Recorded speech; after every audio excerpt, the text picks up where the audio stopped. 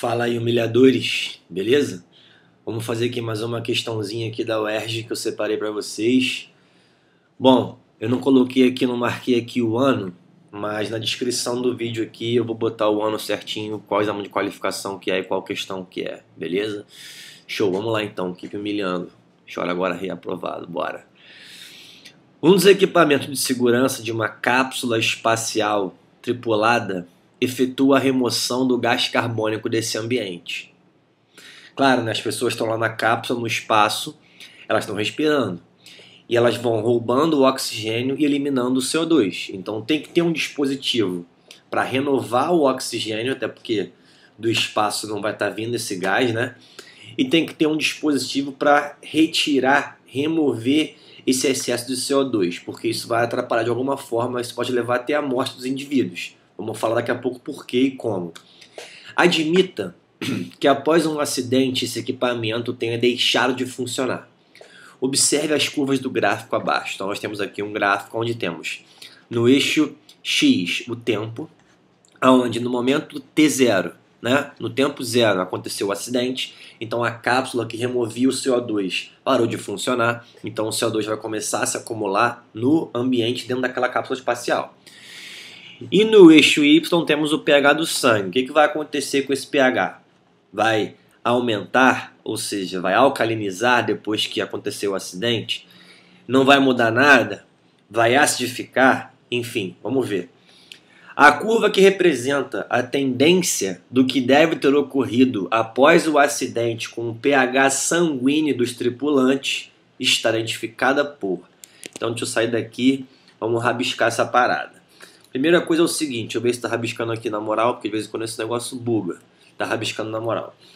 Primeira coisa que a gente tem que pensar é num processo chamado hematose, certo?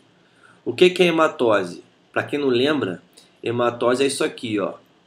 Trocas gasosas a nível de quê? Alvéolos pulmonares. Show! Então vou desenhar aqui um alvéolo sinistro. Olha só, aqui tem um alvéolo que fica lá no final dos bronquíolos, né? Tem o traqueia, brônquio, bronquíolo, bronquíolos menores, e na ponta de cada bronquíolo tem um monte de saquinho, parece um cacho de uva, que são os alvéolos. Aqui vai acontecer um processo de hematose que é simplesmente isso aqui, ó, uma difusão simples dos gases. E quais são os gases envolvidos? O2 e CO2. O2 a gente pega do ar, né, e vai enriquecer o sangue com O2, e o CO2 a gente vai eliminar. Lembrando que o CO2 ele está vindo de onde? Ele está vindo das células, ele é produzido por um processo de respiração celular, tá? Especificamente do ciclo de Krebs e da oxidação do piruvato. Então, enfim, o sangue venoso, deixa eu fazer aqui um vaso sanguíneo, né? Vou botar de azul para representar o venoso. Um sangue venoso ele está chegando aqui, ó, no pulmão. E aí quando acontece a hematose, esse sangue venoso ele vai deixar de ser venoso, vai passar a ser o quê? Vai passar a ser arterial, né? Então ele chega rico em CO2 e sai pobre em CO2 e rico em oxigênio. Beleza. Então a primeira coisa é caracterizar o seguinte.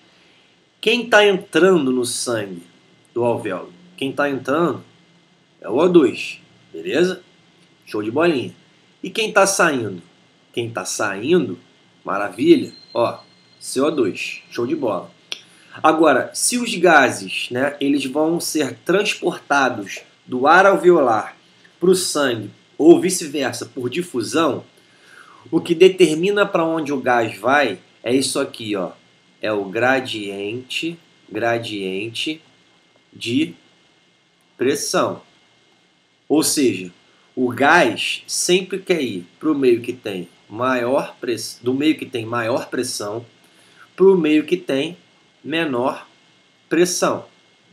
O que significa isso? Vamos pensar aqui em relação ao oxigênio. Deixa eu fazer aqui um alvéolo maior. Gente, e aqui embaixo o vaso sanguíneo, né? Beleza. Vamos pensar aqui em relação ao oxigênio. Primeiro, para ficar mais fácil. Se o oxigênio tem que entrar, É porque a pressão do O2 dentro do alvéolo vai ser maior do que a pressão do O2 no sangue venoso que chega. Normal, né? Então o O2 vai estar se deslocando do meio de maior pressão, que é o ar alveolar, para o meio de menor pressão, que é o sangue venoso. Show de bola!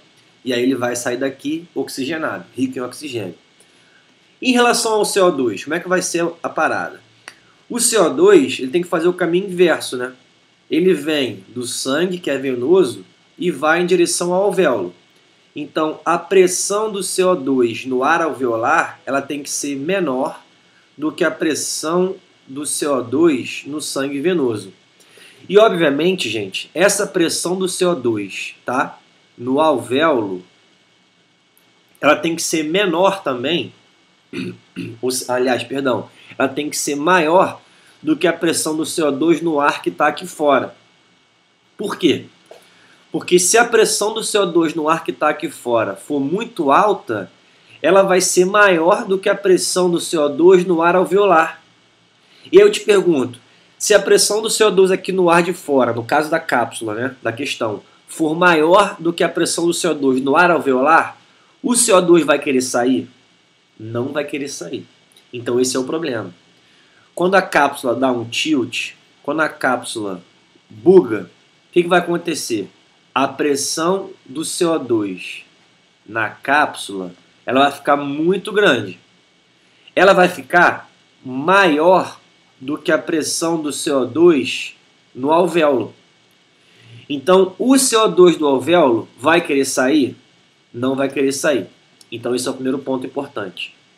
O CO2 não vai sair do pulmão da pessoa, vai começar a ficar no pulmão. E aí, qual é o voodoo? Se o CO2 começa a ficar no pulmão, a pressão do CO2 dentro do pulmão começa a ficar muito grande. E aí essa pressão do CO2 no pulmão da pessoa ficando grande, ela vai ser maior do que a pressão do CO2 dentro do sangue. E aí qual vai ser a merda que vai dar? Qual vai ser o voodoo que vai acontecer? O CO2 do sangue vai sair para o alvéolo? Não vai. Não vai sair para o alvéolo. E aí qual é o problema? Se ele não sai para o alvéolo, ele vai começar a se acumular aqui no sangue. Então você vai ter um acúmulo de CO2 no sangue e isso vai influenciar o quê? Vai influenciar, vamos escrever, né, meu filho? Vai influenciar o pH do sangue do camarada. Como? Aí nós temos que lembrar o seguinte, temos que lembrar da seguinte reação. A maior parte do CO2, maior parte quanto? Aproximadamente 70% do CO2 que a gente produz, ele é transportado no sangue na forma de íon bicarbonato. HCO3-, dessa forma aqui. E essa reação ela começa a acontecer dentro da hemácia. Então as células produzem CO2, o CO2 entra na hemácia e reage com a água. Quando reage com a água, ele vai virar ácido carbônico, HCO3. Esse ácido carbônico vai se dissociar em H+, e HCO3-. E esses dois caras aqui, eles não ficam na hemácia, tá? Eles serão deslocados, deixa eu mudar aqui a cor. Eles serão deslocados para onde? Os dois, tá? Eles vão para o plasma sanguíneo, então eles ficam fora da hemácia.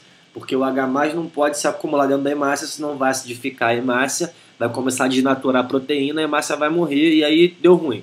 Beleza. Então, o que acontece normalmente?